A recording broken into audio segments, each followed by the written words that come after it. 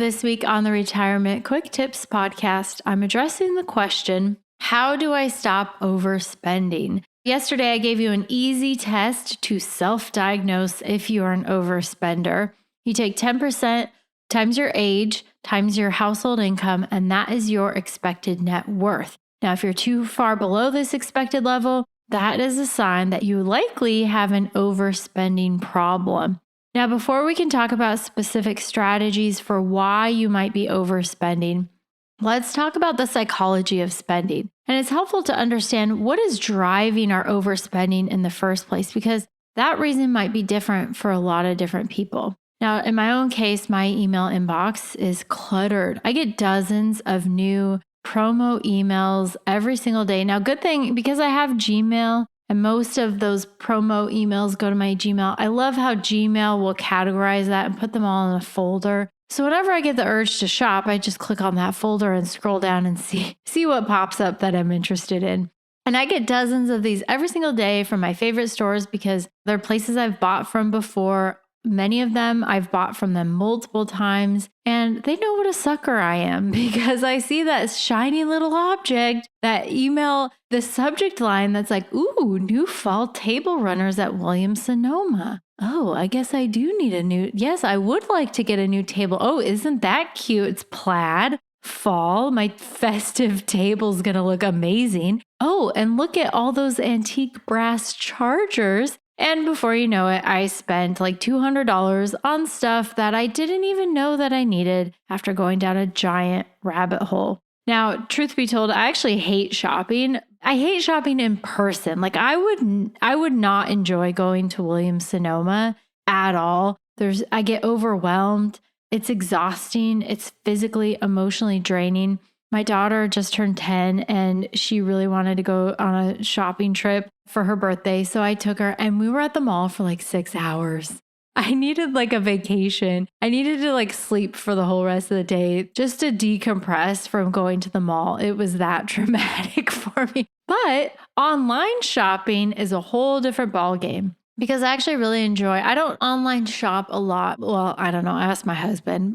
He would probably say that I do. But I do enjoy looking for and buying the exact thing that I want. And the other thing, I feel like I shop a lot just because I'm the one I do all the grocery shopping. I manage like all the household spending. So if we're low on toilet paper or if my son needs soccer cleats, which, oh my gosh, I actually need to buy those. I promised him I would buy some.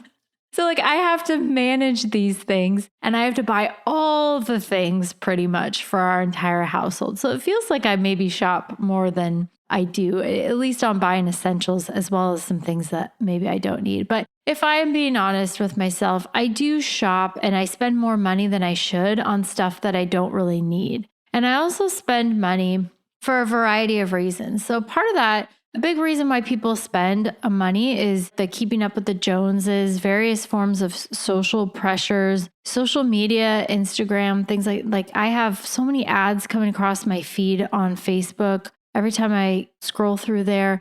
My job also requires that I dress a certain way. I can't go to meetings with clients looking like a soccer mom with joggers and a top bun, although I may or may not be wearing that exact look right now. We have this social pressure and this consumerism. It is a big reason why we spend. So if you're spending because you want something bigger, nicer, better, newer, whatever it is, it's important to step back and ask yourself if you really need this thing you're eyeing and why are you buying it in the first place? Are you buying it just to fit in or because you feel like everybody else has it? Or it's like the Stanley Cups or the Boggs bags. Why are we buying these things?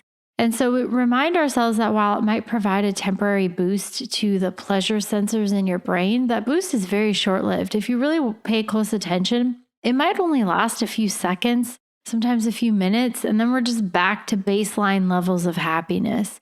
Speaking of sort of emotional feeling, happiness, related spending, a lot of us spend for emotional reasons. We all have hurts, pain. We have these holes in our heart that we try to fill with lots of things. Could be alcohol, could be shopping. If you're me, maybe it's both sometimes. At the same time, I don't know. But joking aside, if you overspend, it's important to get to the bottom of what is driving that spending problem. Is it social pressure? Are you trying to fit in? Are you spending too much time scrolling Instagram? I got made fun of the other day because my golf clubs are stupidly old. Like they're so old. The guy I was playing with, he was teasing me in a nice way about it, but he's like, "Oh, I haven't seen one of these in years." My golf clubs are so ancient. And so I was like, oh my gosh, like, it kind of planted this seed like, man, maybe I should get some new clubs. We have these different pressures, different ads coming at us from all these different angles all day long. So we have to kind of pay attention to those and not shop for the wrong reasons. We don't want to buy things and spend money as a distraction or because we're sad or lonely or we feel like we have to buy something. So again, before we can really look at strategies for overspending and how to curb that or reduce that, we first want to work on identifying some of the reasons why we overspend. So next time you go to spend money, pay attention to that. What kind of emotional state are you in? Why are you doing it? What's driving you to make that particular purchase? Like we should be able to answer every time we buy something, even something small. Why are we buying it? And not just because I want it. That's like that's what my 3-year-old says. But we want to have a well-articulated and good reason to buy something. Now, it's mentally taxing. I'm not suggesting you do this for every single thing that you spend money on because that would be exhausting in itself. But paying more attention to what you're spending your money on and why is really important just to get to the bottom of what may be driving those. What are the triggers? What are the temptations? What is driving me to want to spend money on this or that? All right, that's it for today. Thank you so much for listening. My name is Ashley Michike, and this is the Retirement Quick Tips Podcast.